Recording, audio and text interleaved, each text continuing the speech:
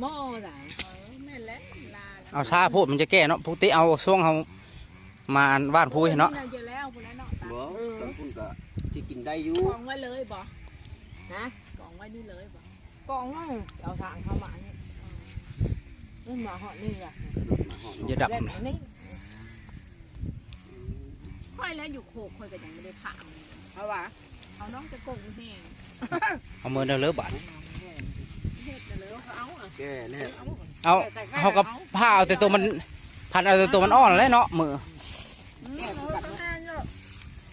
เอาเสื้อ เกี่ยวข้าวอยู่ก็พากันเอาไว้ โคขาวน่ะกินได้อยู่โคขาว เอามาแบบเด้อ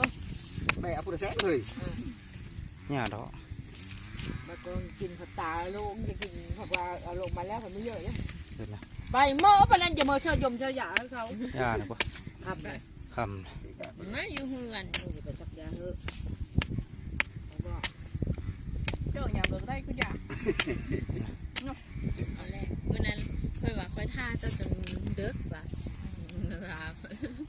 กินมาก่อน ำกินไปเอา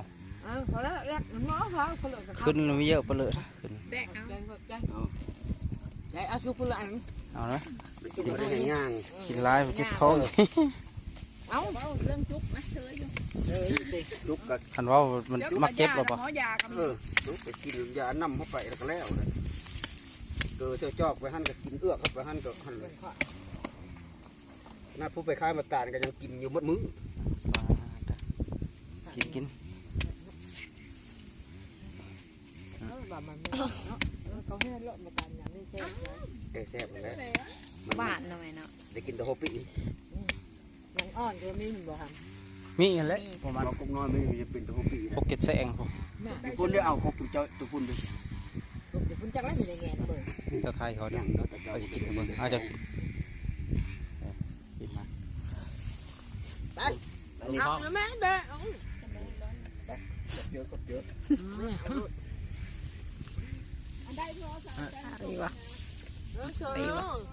ไม่เคยแล้ว เป็นพวกการได้ใช่ ไอ้น้อยฮะก็ได้เข้า81ช่อแต่9เด้บริการนี่ได้100เฉยเลย 70 ยี่สิบ เรา6คลิป แซ่บว่าเอาอีก ปี วะ นี้ยังได้แท้กัน110ไปประมาณเข้า11มันยังมาแย่ง กิน หลาน กินได้ไหม นี่ไง เขาว่าปีนี้ตัวนี้น้ำข้อปีกายเลย เมื่อ มั เป็น นก็มีได้เลย ยอดเราบอกขอบใจอะไรฝากกดไลค์กดแชร์ นะ ขึ้นได้เฉย มาทำเลยว่าช่องอันนี้เขาไม่รักไม่ช่องเลย